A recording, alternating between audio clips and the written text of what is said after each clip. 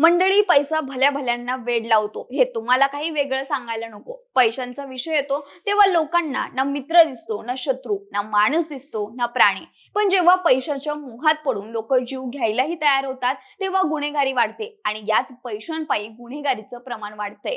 हे जीवन विम्यामुळं. खरं तर जीवन विमा म्हणजे लाईफ इन्शुरन्स, जो आपल्या आणि आपल्या कुटुंबाचं भविष्य आर्थिकदृष्ट्या सुरक्षित करण्याचा एक मार्ग आहे.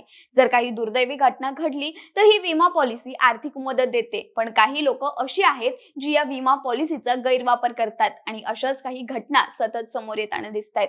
म्हणूनच आता प्रश्न पडतायत की हा विमा सुरक्षेसाठी वापरला जातोय की पैशांच्या हव्यासापोटी गुन्हेगारीला प्रवृत्त करतोय. अशा नेमक्या कोणत्या घटना आहेत ज्याने जीवन विमा हत्येचा कट रचून मिळवल्या जाणाऱ्या विम्यात बदलतोय, याचीच माहिती सांगणारा हा व्हिडिओ. नमस्कार, मी हर्षदा आणि तुम्ही पाहताय विषयच भारी. मंडळी, प्रत्येक कुटुंबाची स्वप्न मोठी असतात. घर, मुलांचं शिक्षण, चांगलं आयुष्य हे सगळ्यांनाच हवं असतं. ही स्वप्न पूर्ण करताना कर्ज, EMI, जबाबदाऱ्या आपोआप वाढतात. पण आयुष्यात कधी कोणतं संकट येईल, कधी काय होईल हे सांगता येत नाही. आणि अशाच वेळी अचानक पैशांचा प्रॉब्लेम आला तर कुटुंबाचं काय होईल, हा प्रश्न प्रत्येक सामान्य माणसाला नक्कीच पडत असणार. आणि याच प्रश्नाचं उत्तर जीवन विमा सोडवतो. घर खर्च, मुलांचं शिक्षण, चालू कर्ज, दैनंदिन गरजा हे सगळं सुरू राहण्यासाठी जीवन विमा आधार बनतो. कमवत्या व्यक्तीनंतर कुटुंब आर्थिक अडचणीत सापडू नये यासाठी जीवन विमा खूप महत्त्वाचा आधार ठरतो. टर्म इन्शुरन्स हा जीवन विम्याचा सर्वात सोपा आणि मजबूत प्रकार आहे. कमी प्रीमियम मध्ये मोठं आर्थिक संरक्षण मिळतं. पण हे आर्थिक संरक्षण आता हत्येच्या रूपात बदलायला लागले. म्हणजेच हा विमा मिळवण्यासाठी लोक कुठल्याही तराला जात असल्याच्या घटना हल्ली सतत घडतायत. मंडळी, अशीच एक घटना गोंदियामध्ये घडली आहे. तर त्याचं झालं काय की एका वयस्कर व्यक्तीनं त्याच्या मुलाच्या मृत्यूनंतर विमा मिळवण्यासाठी सोनेच्या हत्येचा कट रचला. सुदामन कटरे, राहणार गिधाडी तालुका, गोरेगाव असं आरोपी सासरेचं नाव आहे. पोलिसांनी दिलेल्या माहितीनुसार फिर्यादी अश्विनी कटरे ह्या आपल्या वडिलांसोबत गोरेगाव वरून चिल्हाटी मार्गे आपल्या गावी गिधाडी इथं दुचाकीवरून जात होत्या. तेव्हाच घोटी इथल्या नाल्याजवळ एका निळ्या रंगाच्या चारचाकी वाहनानं त्यांच्या दुचाकीला धडक दिली. या घटनेमध्ये त्या जखमी झाल्या. गोरेगाव पोलीस ठाण्याअंतर्गत ग्राम गिधाडी इथलं हे प्रकरण आहे. 19 नोव्हेंबर 2025 रोजी हा अपघात घडवण्यात आला होता. या प्रकरणी त्यांच्या तक्रारीवरून गोरेगाव पोलीस ठाण्यात गुन्हा नोंद करण्यात आला होता. या गुन्ह्याच्या तपासामध्ये तांत्रिक पुरावे आणि गुप्त माहितीदारांकडून मिळालेल्या माहितीच्या नुसार अश्विनीचा पती उमेश कटरे यांच्या मृत्यूनंतर LICचे 60 लाख रुपये मिळणार होते. सोबतच जमीनही मिळणार होती. हे पैसे आणि जमीन तिला मिळू नये या उद्देशाने तिचा सासरा सुदामन कटरे यानं स्वतःच्या सुनेला मारण्यासाठी आरोपींना 3 लाख रुपयांची सुपारी देऊन अपघात घडवून आणल्याचं समोर आलंय. दरम्यान गोरेगाव पोलिसांनी या प्रकरणी एका आरोपीला अटक केली आहे. मात्र गुन्ह्यातील इतर आरोपी फरार असल्याचं पोलिसांकडून सांगण्यात येत आहे. मंडळी, अशी एक नाही तर अजून कितीतरी घटना आहेत. विम्यासाठीच एका व्यक्तीनं आई बाप आणि स्वतःच्या 4 बायकांची हत्या केली आहे. हा एक माणूस नाही तर हैवान आहे आणि तो म्हणजे हापूर इथला विशाल कुमार. त्यानं पहिल्यांदा त्याची बायको, आई आणि वडिलांचा विमा काढला. नंतर त्यानं एक एक करून प्रत्येकाला मारलं. नंतर त्यांचे विम्याचे पैसे हडप केले. पण गुन्हा कधीच लपून राहत नाही. कधी ना कधी तो उघडकीस येतोच. याच न्यायाप्रमाणे विशालचं काळं कृत्यही अखेर उघड झालं. सुरुवातीला कुणालाच संशय आला नव्हता. पण जेव्हा त्याच्याकडे असलेल्या पॉलिसींची संख्या पोलिसांना कळाली तेव्हा त्यांना विशालवर संशय आला. कारण विशालचा पगार फक्त 25,000 रुपये होता. पण काही दिवसातच त्यानं महागड्या 4 व्हीलर गाड्या घेतल्या होत्या. त्यामुळे तपास सुरू झाला आणि धक्कादायक सत्य समोर आलं. त्याच्या आईचा, पत्नीचा आणि वडिलांचा अपघाती मृत्यू झाला नव्हता तर हत्या करण्यात आली होती. अधिक चौकशीत असं दिसून आलं की विशालनं 4 वेळा लग्न केलं होतं. त्याला त्याच्या पहिल्या पत्नीच्या आणि त्याच्या आईच्या विमा पॉलिसींमधून 1.5 कोटी रुपये मिळाले होते. तर वडिलांच्या मृत्यूनंतर त्याला 2 पॉलिसींमधून 50 लाख रुपये मिळाले. त्याच्याकडे आणखी 63 पॉलिसींमधून अंदाजे 50 कोटी रुपये होते. विशालची दुसरी आणि तिसरी पत्नी कुठे आहे याचा शोध घेतला जातोय. मात्र एका वृत्तसंस्थेने विशालच्या चौथ्या पत्नीशी संपर्क साधला तेव्हा तिनं अनेक गुपितं उघड केली. ती म्हणाली, मी मेरठची आहे. मी फेब्रुवारी 2024 मध्ये विशालशी लग्न केलं. आमच्या लग्नानंतर 1-2 दिवसातच मला कळालं की त्यानं आधीच 3 लग्न केली आहेत. त्यानंतर विशाल मला म्हणाला की येत्या 5-7 दिवसातच त्यांच्या वडिलांचा मृत्यू होणार आहे. पण ते ऐकून मी हैराण झाले, कारण माझ्या सासऱ्यांची तब्येत तर धडधाकट होती.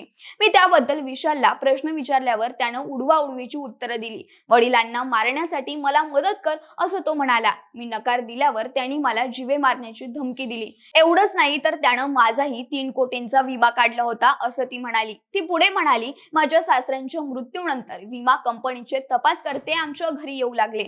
मग मला जाणवलं की तो मलाही अशाच प्रकारे मारू शकतो. एका रात्रीत विशालने मला इतकी मारहाण केली की मी जवळजवळ मेले असते. पण मी माझ्या वडिलांना आणि भावाला फोन केला. त्यानंतर मी माझ्या आई वडिलांच्या घरी गेले. मंडळी, यानंतर अखेर पोलिसांनी विशाल आणि त्याच्या साथीदाराला अटक केली. तेव्हा त्यांनी सगळं काही घडलेलं कृत्य सांगितलं.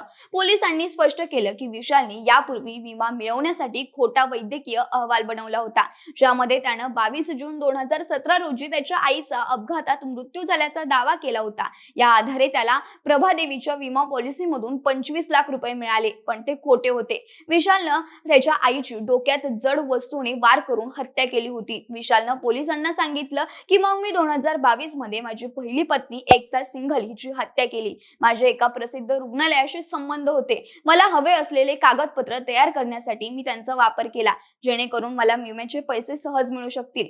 यावेळी मी एकताचा आजारानं मृत्यू झाल्याचं भासून तिच्या विमा पॉलिसीतून 80 लाख रुपये घेतले. मी एकताची गळा दाबून हत्या केली होती असं त्यानं कबूल केलं. यानंतर तो म्हणाला की 1 एप्रिल 2025 रोजी मी माझे वडील मुकेश सिंघल यांचीही अशाच प्रकारे हत्या केली. त्यानंतर त्यांच्यासाठीही मी खोटा अपघाती मृत्यू अहवाल तयार केला.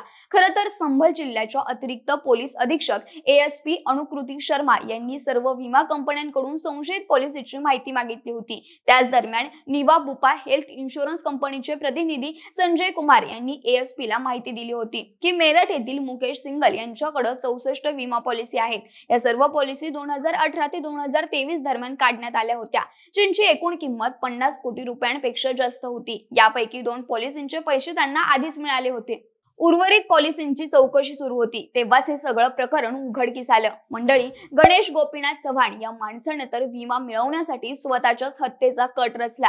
आर्थिक अडचणीत सापडलेल्या गणेश नावाच्या तरुणानं कुटुंबाला 1 कोटी रुपयांचा विमा मिळावा यासाठी स्वतःच्या मृत्यूचा बनाव रचला. 13 डिसेंबरच्या मध्यरात्रीनंतर बानवडा रस्त्यावर जळालेल्या कारमध्ये अर्धवट जळालेला मानवी सांगाडा आढळून आला. ही कार गणेश वापरत असल्यानं आणि त्यांचं कड घटनास्थळी सापडल्यानं पोलिसांनी तोच मृत असल्याचा प्राथमिक निष्कर्ष काढला. मात्र तपासात धक्कादायक सत्य समोर आलं. गणेश जिवंत होता. कॉल रेकॉर्ड, तांत्रिक विश्लेषण आणि मोबाईल लोकेशनच्या आधारे पोलिसांनी त्याचा शोध घेतला आणि सिंधुदुर्ग जिल्ह्यातून त्याला ताब्यात घेतलं. चौकशीत गणेशने कबुली दिली की त्यानं मध्यधुंद अवस्थेत असलेल्या गोविंद किशन यादव या व्यक्तीला लिफ्ट दिली, निर्जन ठिकाणी नेलं आणि कार पेटवून दिली. फ्युएल टँकर उघडून मोठा स्फोट घडून आणला, ज्यात गोविंद यांचा मृत्यू झाला. स्वतःचा मृत्यू भासवण्यासाठी गणेशनं आपलं कड कारमध्ये ठेवून पोलिसांची दिशाभूल केली आणि वेगवेगळ्या ठिकाणी प्रवास करत फरार झाला. मात्र पोलिसांच्या जलद आणि अचूक तपासामुळे हा प्रकार अवघ्या 24 तासात उघडकीस आला. 1 कोटी रुपयांच्या विम्यासाठी रचलेला हा कट अखेर उघड झाला असून आरोपीवर हत्या आणि पुरावे नष्ट केल्याचे गंभीर गुन्हे दाखल करण्यात आले आहेत. मंडळी, एवढंच नाही तर 29 नोव्हेंबर 2025 ला घडलेल्या घटनेमध्ये एका माणसानं विमा मिळवण्यासाठी चक्क पुतळा जाळला होता. आता या माणसाचं डोकं कसं चाललं ते ऐका. तर उत्तर प्रदेशच्या बज्रघाट इथं एका कपड्याचा व्यापारीने नोकराच्या नावानं थेट 50 लाखांचा विमा हडपायचा प्लॅन बनवला होता. त्यानुसार त्यानं नोकर जिवंत असतानाच त्याचा मृत्यू झाल्याचं भासवलं आणि स्मशानात मृतदेहाऐवजी प्लास्टिकचा पुतळा जाळला. पण त्याच वेळी स्मशानात पालिकेचा एक कर्मचारी आला आणि स्मशानातली स्थिती पाहून कर्मचाऱ्याला संशय आला. त्यामुळे त्यानं व्यापाऱ्याला मृतदेहाचा चेहरा दाखवायला सांगितलं. मात्र व्यापाऱ्यानं चेहरा दाखवायला नकार दिला आणि तेवढ्यातच पालिकेच्या कर्मचाऱ्यानं मृतदेहावरील चादर हटवली, तर खाली प्लास्टिकचा पुतळा होता. लोकांनी व्यापाऱ्याला पकडलं आणि त्याला पोलिसांच्या ताब्यात दिलं. यानंतर चौकशीत सगळा प्रकार उघड झाला. कोरोनात नुकसान झाल्यामुळे 50 लाखांचं कर्ज झालं होतं, म्हणून व्यापाऱ्यानं नोकराचा विमा काढला. यानंतर त्यानं नोकराचं मृत्यूपत्र बनवलं आणि मृतदेहाऐवजी नोकराच्या नावाचा पुतळा जाळला. यातून त्याला विम्याचे पैसे मिळाले नाहीत, पण केलेल्या कटकारस्थानाची शिक्षा नक्कीच मिळाली. मंडळी, पैसा माणसाला आंधळ करतो, पण गुन्हा कधीच लपून राहत नाही हे या घटनांवरून स्पष्ट होतं. पण संरक्षणासाठी दिला जाणारा जीवन विमा अशा प्रकारे गुन्हेगारीकडे वळत असेल तर पुढे भविष्यात स्वतःचं जीवन सोयीस्कर करण्यासाठी माणूस अजून कुठल्या थराला जाईल हे सांगणं जरा कठीणच आहे. विमा मिळवण्यासाठी कोणी स्वतःच्याच आईबापांची हत्या करतोय, तर कोणी स्वतःच्याच मृत्यूदेहाचा कट रचतोय. आणि अशा एक दोन नाही तर मागील काही महिन्यांमध्ये अनेक घटना घडल्यात. यापेक्षा अजून भयानक कृत्य काय असू शकतं? बाकी तुम्हाला या संपूर्ण घटनांबद्दल काय वाटतं? अजून अशा काही घटना तुमच्या परिसरात घडल्यात का? हे कमेंटमध्ये नक्की सांगा. आणि सोबतच आपल्या विशेष भारीच्या YouTube चॅनलला सबस्क्राईब करायला विसरू नका. धन्यवाद.